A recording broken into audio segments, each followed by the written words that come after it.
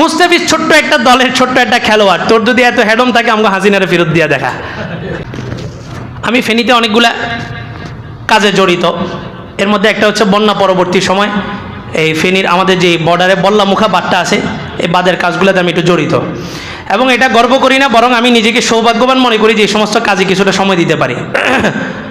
প্রশাসনিক লোক, দলীয় লোক যারাই যাবে তারা কিছু ফুটেজ নেওয়ার জন্য যাবে, আমি ওখানে নিঃস্বার্থভাবে যাই, ওই অঞ্চলের মানুষগুলোর জন্য কাজ করি। কারণ রাসূলের ভবিষ্যৎবাণী অনুযায়ী আমাদের এই অঞ্চলটাই গাজওয়াতুল হিন্দের পটভূমি। আমি এটা স্পষ্ট বলি, কেউ যদি বলে যে আমি এটা চ্যালেঞ্জ মোকাবেলা করবো, তা আমি তার সাথে চ্যালেঞ্জ মোকাবেলা করতে প্রস্তুত আছি। এই অঞ্চলটাকে বলা হয় লেক চিকেন। লেক চিকেন মানে কি? লেক চিকেন মানে হচ্ছে পুরা রাষ্ট্রের দুই মেরুকে একত্রিত করে যে অঞ্চলটা, ওটাকে বলা হয় লেক চিকেন। ভারতের শিলিগুড়ি একটা অঞ্চল আছে যেটাকে লেক চিকেন বলা হয়। মোদী সরকার, বিজেপি এরা ক্ষমতায় আসার পরেই সর্বপ্রথম ভারতের সংস্কারের কাজ যেগুলোতে ফোকাস করছে, সর্বপ্রথম শিলিগুড়িকে তারা কি করছে? উন্নত করছে এবং বেষ্টনী দিয়ে রাখছে, নিরাপত্তা দিয়ে, সর্বোচ্চ প্রশাসনিক পাওয়ার সেখানে প্রয়োগ করছে। কিন্তু আমাদের বাংলাদেশের সবচেয়ে ঝুঁকিপূর্ণ স্থানটা হলো ফেনী। যেই ফেনীকে যদি একটা ব্লকেট বসানো হয়, চট্টগ্রাম পার্বত্য অঞ্চল পুরোটা বাংলাদেশ থেকে আলাদা হয়ে যাবে। আর চট্টগ্রাম পার্বত্য অঞ্চল বাংলাদেশকে যদি একদিন 24 ঘন্টার চ্যালেঞ্জ করে, বাংলাদেশের অর্থনীতি শেষ।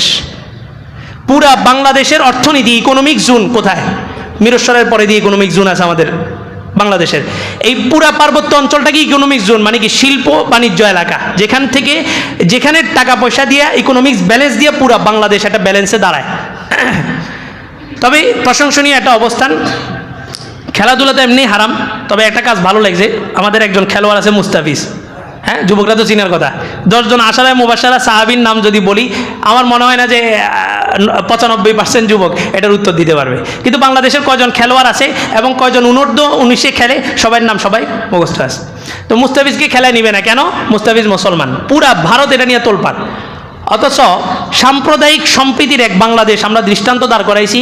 এই বাংলাদেশের 11 জন খেলোয়াড়ের অধিনায়ক যে লিটন দাস, সে কি না? মুসলমান না। সে একজন হিন্দু হওয়া সত্ত্বেও তার যোগ্যতার ভিত্তিতে সে কি পাইছে? ক্যাপ্টেন্সি পেয়েছে। কিন্তু ভারত কি করছে? মুস্তাফিজকে ফেরত দিছে। মুস্তাফিজ ছোট্ট একটা দলের ছোট্ট একটা খেলোয়াড়, তোর যদি এত হেডম থাকে আমাকে হাসিনারে ফেরত দিয়া দেখা। যদি এত হেডম থাকে তা আমাকে হাসিনারে কি কর? একটু ফেরত দিয়া দেখা। মুস্তাফিজকে ফেরত দিছে। আমাদের বাংলাদেশে 54 বছরে এতদিন পরে তার মাথাটা একটু ঘুরা দাঁড় করাইতে পারছে। বিবিজি সাথে সাথে প্রতিবাদ করে জানাইছে আমরা বিশ্বকাপ ভারতে খেলবো না। এই 54 বছরে বাংলাদেশ তার আসল আধিপত্য দাঁড় করাইতে পারছে।